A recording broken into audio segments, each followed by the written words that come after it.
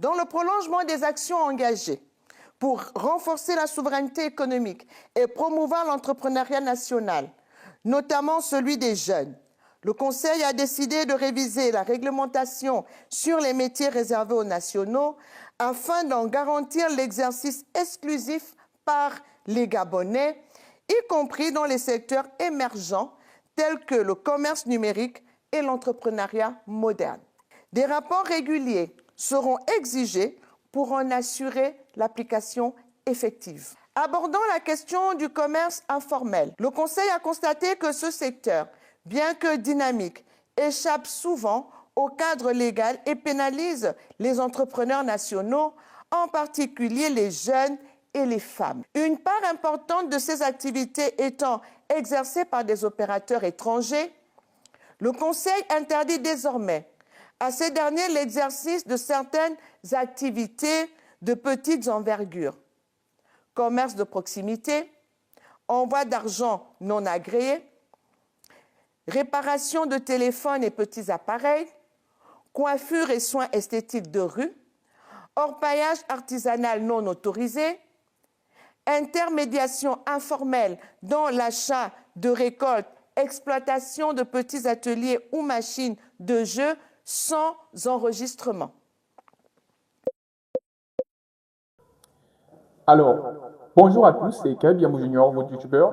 Alors aujourd'hui, on va juste réagir donc, par rapport à la récente loi gabonaise donc, visant à restreindre les activités donc, et les petits commerces aux expatriés. Donc, cette loi-là qui suscite donc divers débats, contre toute attente, ont bien ou a bien des avantages et aussi des inconvénients pour les étrangers comme pour les Gabonais.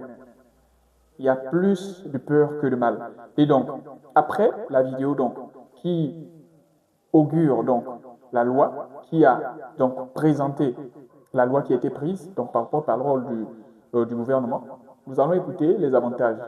C'est très bien, cette loi, pour les expatriés comme pour les Gabonais, mais il y a aussi des avantages et des inconvénients comme pour les Gabonais et les expatriés. Donc, écoutons jusqu'à la fin et puis prenons voilà, les parties ou les éléments qui nous permettent, nous, d'avancer. Un entrepreneur, c'est d'abord, je crois, quelqu'un qui trouve des solutions à tout vent et à toute difficulté. Alors, nous allons continuer. Donc, les avantages pour les Gabonais. Nous allons commencer par les avantages pour les Gabonais pour cette loi. Concrètement, pourquoi? Qu'est-ce que cette loi apporte aux Gabonais? Premièrement, nous avons la protection de l'emploi local. La protection de l'emploi local ou des emplois locaux. Dans quelle mesure on dit cela? Parce que cette restriction ici peut permettre ici de réserver des secteurs économiques donc fragiles comme le commerce en détail, commerce de détail, artisanat, etc. Et aussi, aux Gabonais, par exemple, cela permet donc de réduire plutôt la concurrence directe avec donc les expatriés. Je dis encore là, je donne des arguments. Donc là, c'est déjà un. Également, ça peut aussi favoriser. Donc les avantages, ça favorise l'entrepreneuriat donc local et aussi l'auto-emploi donc des jeunes Gabonais. Donc pour les entrepreneurs, bien sûr, cela favorise l'entrepreneuriat local, ok, l'auto-emploi et surtout, voilà, pour les jeunes et les petits commerçants, bien sûr, gabonais qui commencent et qui sont depuis donc dans l'entrepreneuriat. Et ensuite, nous avons comme argument, nous avons la réduction, ok, la réduction de l'économie informelle. Donc, nous avons la réduction de l'économie informelle. Ceux qui font l'économie informelle, il y aura une réduction. Ça, c'est des avantages. Donc, certains expatriés donc, qui opéraient, donc sans formalité fiscale, ils ne payaient pas, ok, la fiscalité et pas de licence. Donc, eux, ils faussaient, voilà, la concurrence. Donc, la loi pourrait donc encadrer mieux les activités. Donc, ça, c'est pour les Gabonais, cet avantage. La loi pourrait donc mieux encadrer cette activité. Ensuite, 3, nous avons la souveraineté économique. Ça, c'est très bien pour un pays, la souveraineté économique. Je dis encore là, ce sont les avantages pour les Gabonais. Alors, nous avons la souveraineté économique et donc encourager une redistribution donc, des richesses vers les nationaux. C'est cette loi également ce qu'elle permettrait de faire. Donc, aligner les politiques, donc aligner sur des politiques bien sûr similaires Au Nigeria, ça se pratique. Au Ghana et en Côte d'Ivoire. Donc, permettre la redistribution des richesses vers les nationaux. Il n'y a pas que le Gabon qui le fait. Donc, c'est un avantage pour les Gabonais. Allez, ensuite, après avoir cité les avantages, quelques avantages pour les Gabonais, nous avons les avantages aussi pour les expatriés et nous allons les citer avant voilà, de commencer à donner les inconvénients et dire à gauche et à droite que ce n'est pas bon, ce n'est pas bon. Alors, pour les expatriés, alors, les avantages potentiels. Donc, ça permet donc aux expatriés aussi, cette loi, de pouvoir s'orienter donc vers des secteurs plus qualifiés, des secteurs plus qualifiés et donc également plus rentables. Donc, la loi pourrait inciter donc les expatriés à se tourner vers des métiers, voilà, où des compétences sont réelles et nécessaires, bien sûr, pour le Gabon. Par exemple, ici, voilà, par exemple, dans le domaine de santé, l'ingénierie, il y a vraiment des choses comme ça, des réelles compétences. Il faut vraiment avoir, le Gabon a besoin de ce genre de compétences vraiment. Donc, il y a ces domaines-là que les expatriés peuvent apporter, il y a ces compétences-là. Ensuite, donc, je crois que c'est le réel potentiel ou le réel avantage pour les expatriés, c'est réorienter donc vers des nouvelles compétences réelles et concrètes qui pourraient donc les aider à se démarquer désormais dans voilà, les petites activités que voilà, les Gabonais voilà, entreprendraient. Donc, ensuite, nous allons maintenant passer aux inconvénients. D'abord pour les Gabonais, c'est mieux d'abord. Maintenant pour les Gabonais, cette loi peut avoir quel inconvénient? On va lire. Le risque de pénurie ou la hausse des prix. Le risque de pénurie ou la hausse des prix. Oui, c'est clair. Parce que si les expatriés, voilà, remplissaient par exemple des niches, il y avait des niches où ils vendaient des produits, par exemple des produits importés, où ils faisaient la vente en détail, mais des produits importés, ou par exemple des services spécialisés on arrange le téléphone avec certains logiciels et tout. Mais leur départ pourrait,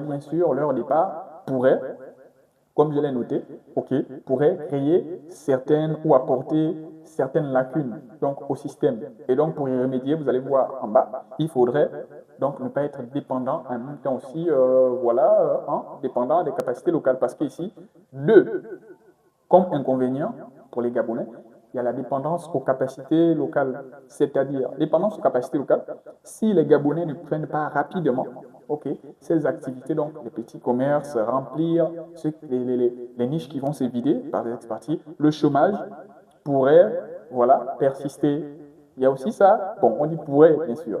Donc, des programmes de formation seraient nécessaires, bien sûr, pour aider rapidement les Gabonais à entrer dans ces domaines-là et à s'y mettre. Ce n'est pas juste déclarer la loi, il faudrait donc de l'accompagnement également.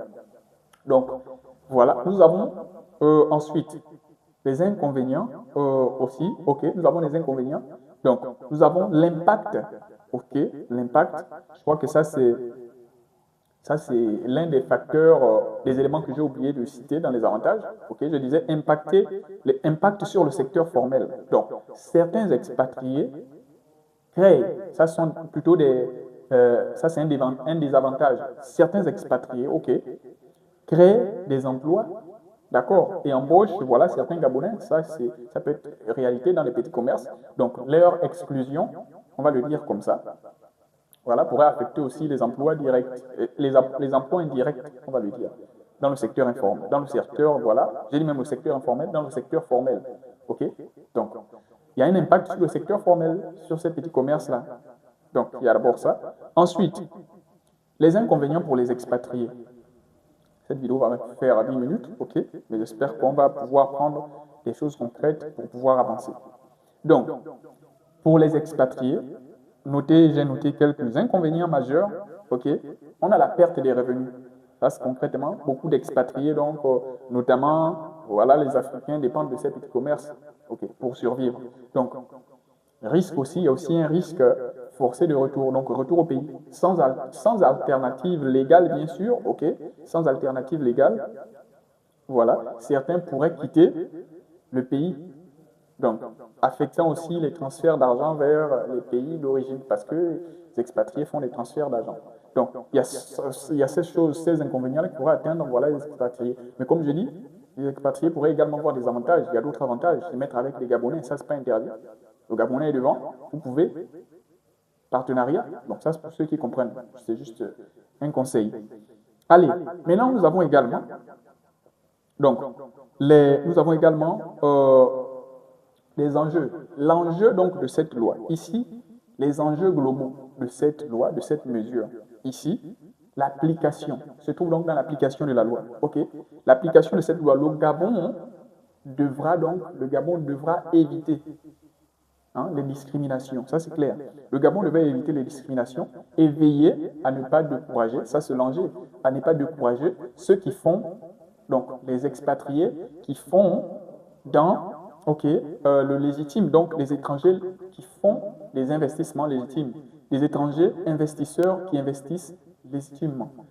Donc, dans la légitimité, il ne faut pas les décourager avec,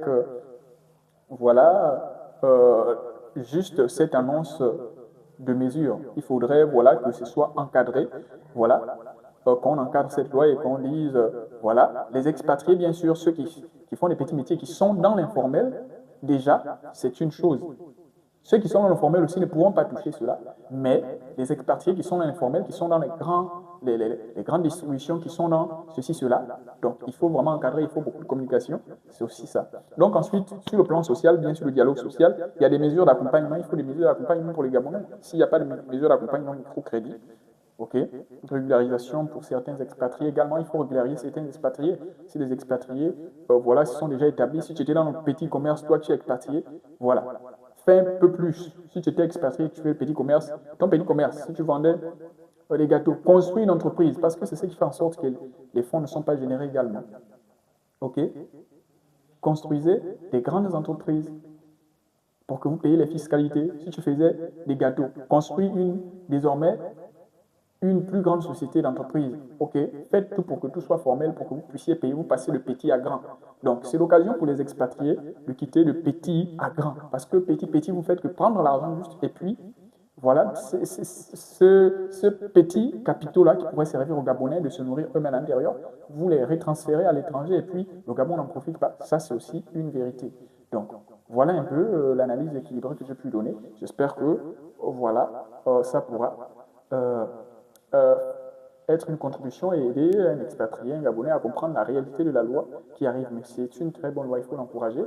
Tous les pays, même les pays les pays européens l'ont appliqué pour les lois protectionnistes pour se développer. Okay. Donc, on ne peut pas se développer, il faut un certain temps que certains nationaux s'approprient quelques valeurs. Ensuite, le secteur pourrait être ouvert un peu plus tard. Allez, on se voit prochainement. Portez-vous bien.